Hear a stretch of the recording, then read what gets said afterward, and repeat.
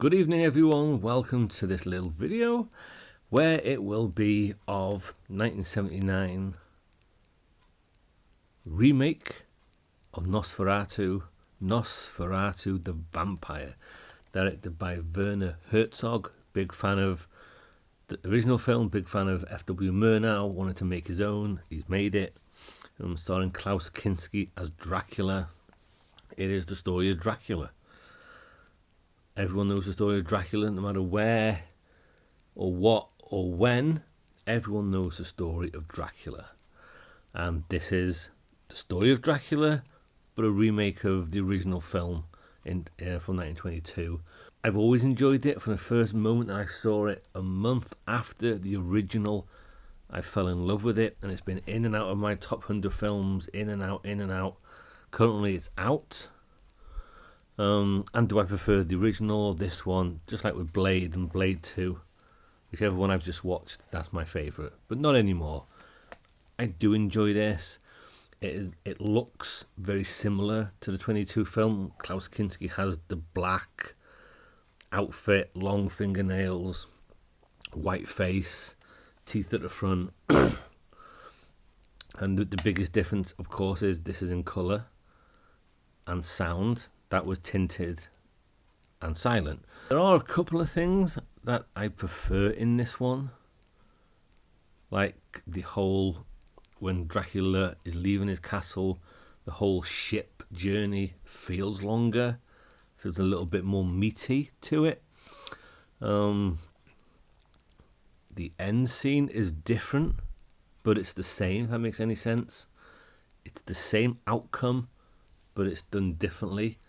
Then we get to the very end of the film, and it's a big difference. I like it. I prefer the ending to this, because like, where is he going? What's he gonna do? We never found out. Today you'd have 3 sequels and 2 TV shows and a prequel. How did he become Nosferatu? And then what happened to that guy? And he goes over there. Then we'll split off and see what happened to his brothers, mothers, uncles, sister there.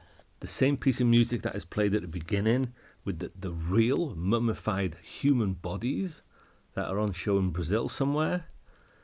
When the camera pans across them, that piece of music plays throughout. I love that piece of music. When Dracula gets to his final location, which it's got the foreign names, I can't remember the foreign names. And then death takes over the little town, and there's pigs roaming around, and there's there's rats roaming around. It just looked like, yeah, this place has died. It's eerie. It's a beautiful place, but it's an eerie place now. It does. If you were there, it would probably stink of death, but it just looks like this place has died. And it feels different from the original film. Klaus Kinski, he flips, I never noticed this before, but he flip-flops between looking like a silly bugger, like he's trying to cosplay Max Schreck, and there's other times he really is a rat-faced, rodent-arsed, dead creature who brings death and destruction everywhere he goes. But the big advantage it has is the sound, because there's one scene, there's 4 real creepy scenes in the original. One of them is it 1 or 2? No, there's 5 creepy shots, real creepy shots in the original. 2 take place on the boat. One of those shots isn't in this,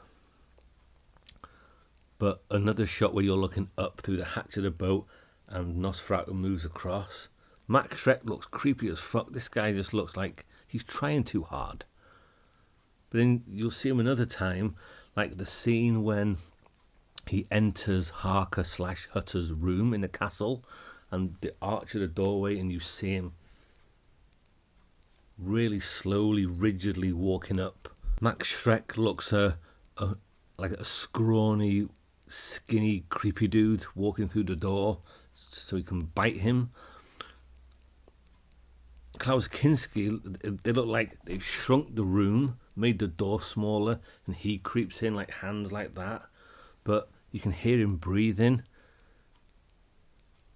and just that adds a little bit more creepiness. Instead of a creepy guy walking into your room with music playing, you can actually, it's dead silent and you can hear him breathing. That's fucking creepy. So I think that's a nice, well, I want to say upgrade, nice difference, shall I say. Now I come to think of it, there's actually a couple of creepy shots that aren't in this. Yeah, there are. I think maybe 3 or 4. But another thing that I like about it is Harker/Hutter.